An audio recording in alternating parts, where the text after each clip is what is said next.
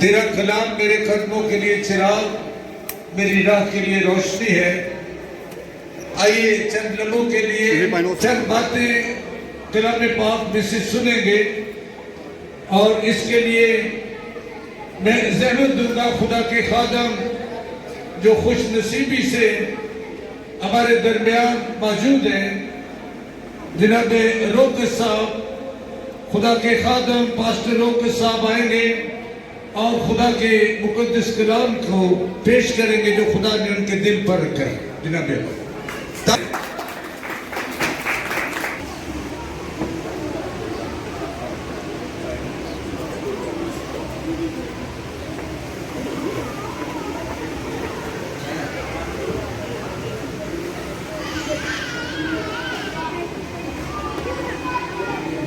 مسیح یسوع کے ببرکت خوبصورت اور فتح نام میں آپ سب کی سلامتی ہو۔ آئے کلام مقدس کی طرف توجہ کریں۔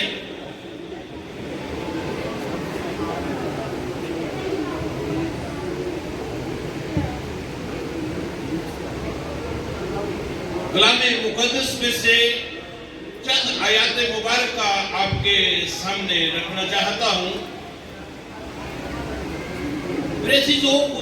خدا کی یہ خوشی ہے کہ خدا کی یہ چاہت ہے کہ کوئی بھی انسان نسل انسانی سے جو پیدا ہوا ہے وہ اکیلا نہ رہے۔ جب ہم تخلیق کائنات کا مطالعہ کرتے ہیں تو تخلیق کائنات کے اندر جب خدا نے تخلیق کائنات کا کام جو ہے اس کو شروع کیا اور ساری چیزیں تخلیق کی، تو پھر اس نے ہمارے جد امجد بزرگ آدم کو تخلیق کیا، اور جب سب چیزوں کو ریویو کیا تو اس نے دیکھا کہ سب چیزیں اچھی ہیں، مگر جب آدم کے پاس آیا تو اس نے کہا کہ اس کا اکیلا رہنا اچھا نہیں ہے، سو میں اس کے لیے ایک مددگار اس کی مانند بناؤں گا۔ سو بائبل بیان کرتی ہے کہ خدا نے بڑی محبت کے ساتھ، بڑے پیار کے ساتھ، بڑی چاہت کے ساتھ بنی آدم کو بنایا، اور پھر اسی کے اوپر ایک گہری نیند بھیجی اور اسی کی پسلی میں سے اس کا جیون ساتھی جو ہے اس کے سامنے لا کھڑا کیا، اور جب آدم نے اس کی طرف دیکھا تو آدم جو ہے وہ اپنے دل میں بہت خوش ہوا اور مسکرایا۔ جس طرح اس وقت ہمارا پیارا بیٹا اپنی جیون ساتھی کی طرف دیکھ کر خوش ہو رہا ہے اور مسکرا رہا ہے. اگر آپ کا بھی جیون ساتھی آپ کے ساتھ ہے تو اس کی طرف دیکھیں اور مسکرائیں, ہنسیں, خوش ہوں. اگر اسی تو اور آدم نے کہا کہ یہ تو میری ہڈیوں میں سے ہڈی ہے, اور خدا نے اس کو نر اور ناری کا نام دیا.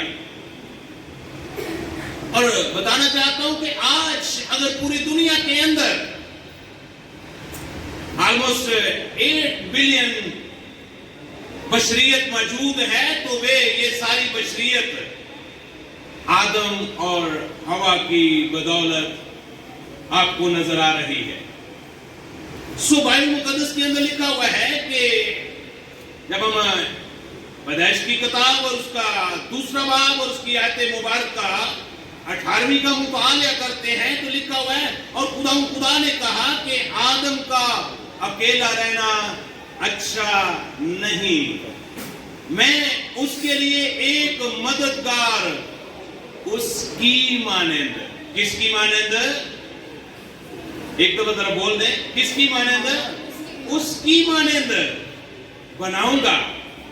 اور پھر جب ہم فضل کے دور میں داخل ہوتے ہیں تو فضل کے دور میں مقدس پولس رسول اسی بات کی تصدیق کرتا ہے اور وہ عبرانیوں کے نام خط لکھتے ہوئے اس کا 13واں باب اور اس کی آیت مبارکہ 4 میں کچھ یوں فرماتے ہیں, بھیا کرنا سب میں عزت کی بات سمجھی جائے.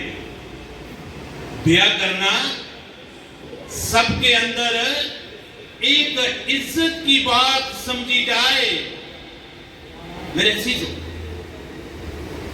آج ہمارے بیٹے کی زندگی میں خدا نے ایک خوبصورت نیک سیرت جیون ساتھی جو ہے ہمارے پیارے بیٹے وحیم کو عنایت کیا ہے.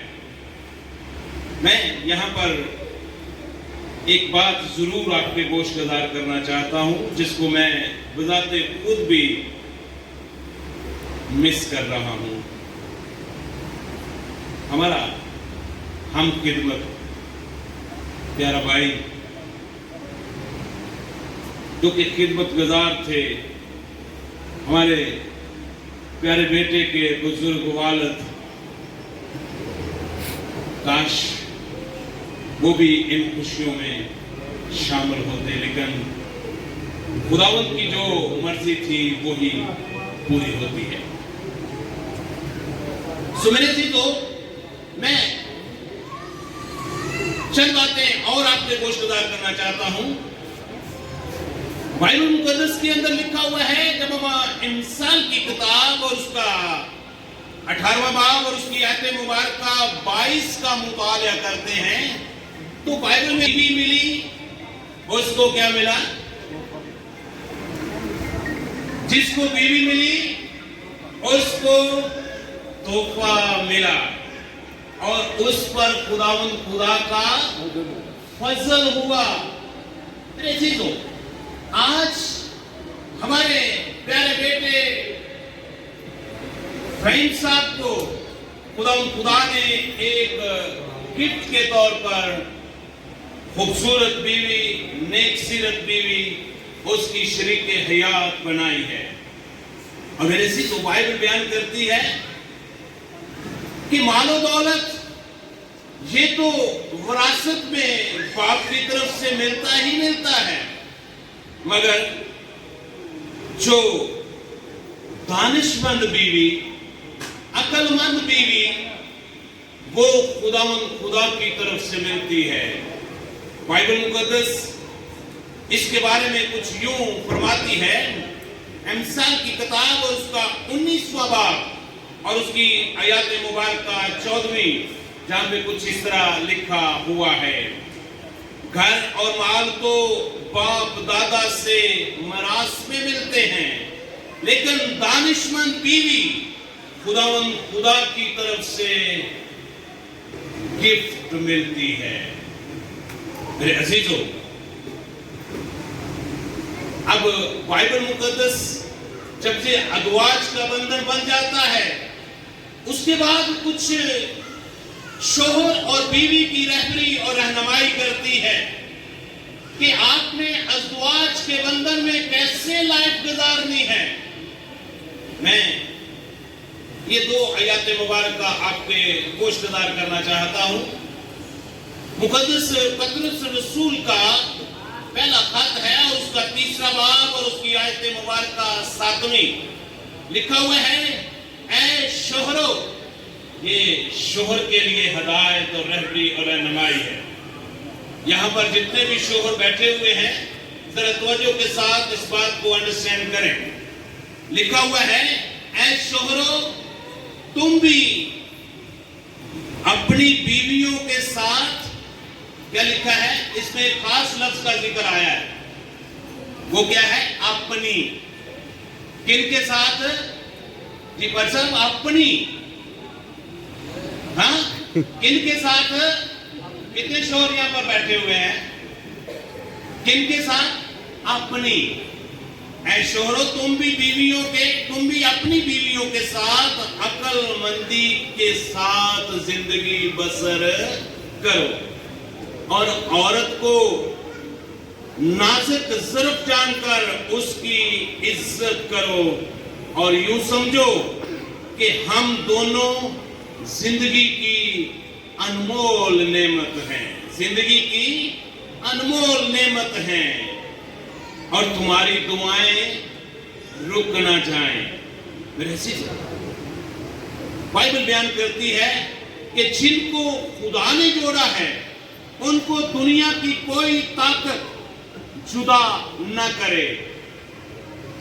بائبل مقدس کے مطابق اور دین مسیحیت کے مطابق شادی کا خاص ساکرامنٹ جو ہے، یہ کوئی رسم نہیں ہے، یہ ایک خاص ساکرامنٹ ہے، اور اس کو ایک عہد کے نام سے پکارا جاتا ہے، جو شوہر اور بیوی کے درمیان یہ طے پاتا ہے۔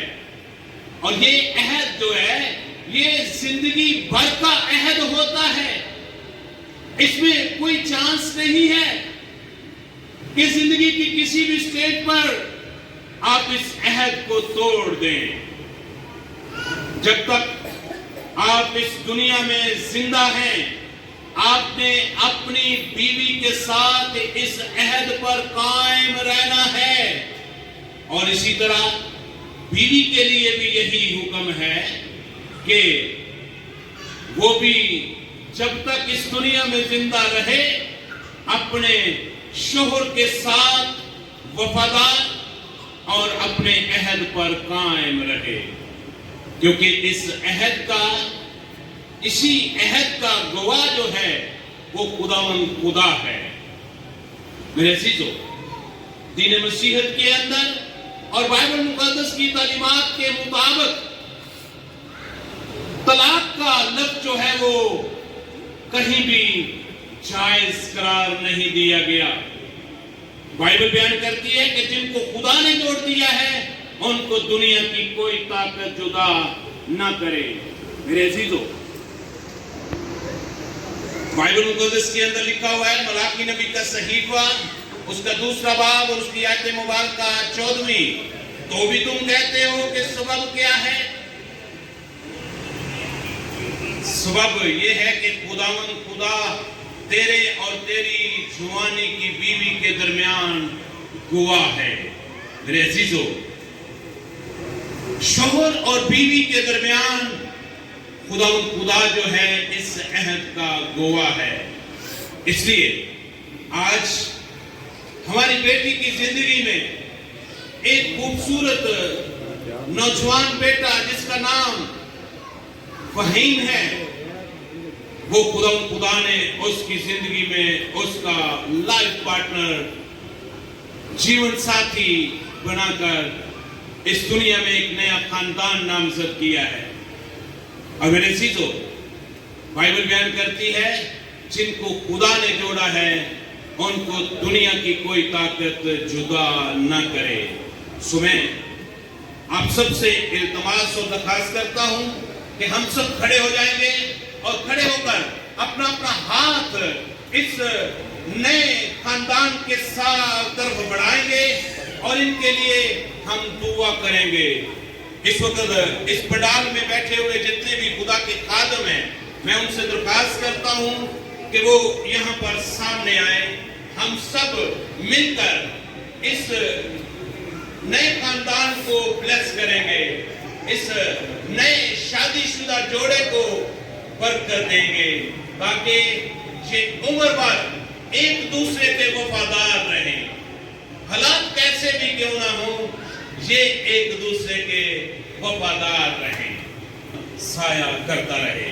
मैं चाहूंगा कि हमारे दरमियान खुदा के अजीम खादम हैं, वो इस दुआ को लीड करें, हम उनके साथ मुतफिक होंगे। आसमान ज़मीन के खालिक मालिक, हम तेरे हुजूर आए हैं, दिल की गहराइयों से तेरा शुक्र करते हैं आज के दिन के लिए जो तूने हम सबों की ज़िंदगी में अता किया।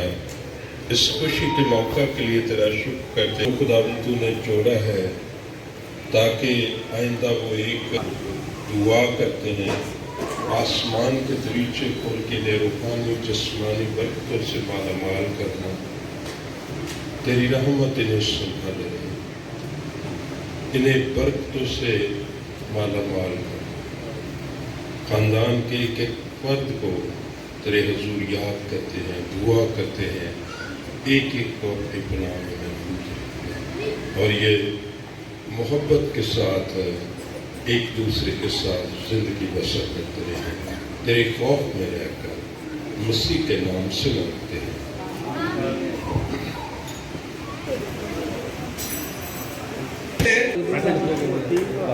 मेरे अजीजों, खूबसूरत मैसेज आपके सामने खुदा के पाक कलाम में से पहुंचाया गया। इसको सुनने नहीं बल्कि याद भी रखना है।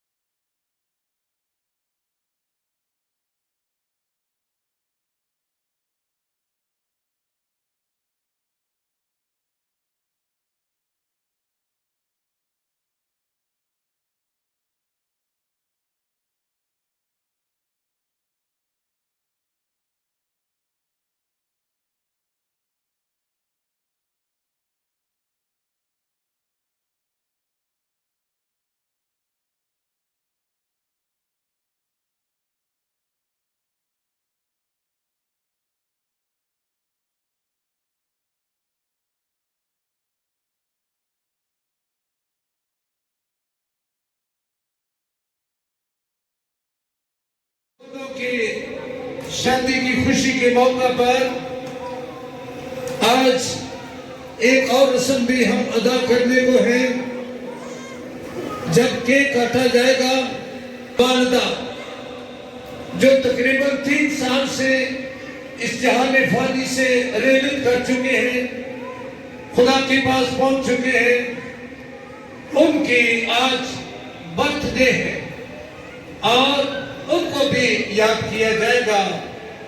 बेटी शरीन ताज ने अभी ये बताया है, सो हम इस केक की रस्म में उन्हें भी याद करेंगे, उनकी वालिदा को। सो फहीम रियाज व शरीन ताज की आज आपने किस कदर خدا کی الہی مرضی کو سننے کے لیے خدا کا کلام سنا ہے. مرد کو بیوی کا سر کہا گیا ہے, ہیڈ, سر. اب بیویاں سوچتی ہوں گی کہ کیا ہمیں بھی کوئی خطاب ملا ہے بائبل میں؟ میں آپ کو یاد دلاتا ہوں, بائبل میں لکھا ہے دانش مند بیوی اپنے شوہر کے لیے تاج ہے. یہ خدا کے کلام میں لکھا ہے, میں اپنی طرف سے نہیں کہہ رہا, یہ خدا کے کلام میں لکھا ہے.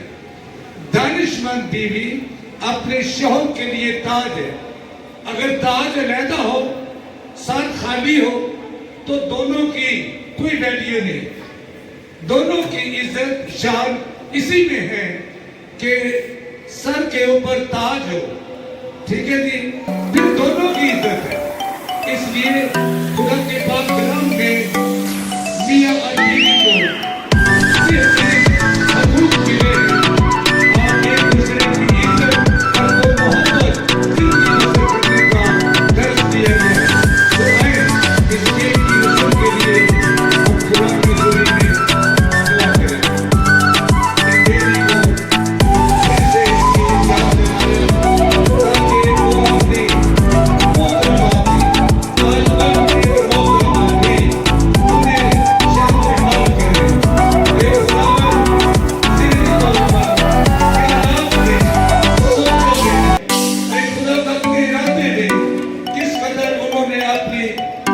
کو یاد کیا ہے. آج ان کی برتھ ڈے کے موقع پر ہم اے خداوند یاد کرتے ہیں کہ جب انہوں نے اپنی خوبصورت زندگی پسند کر کے محنت کر کے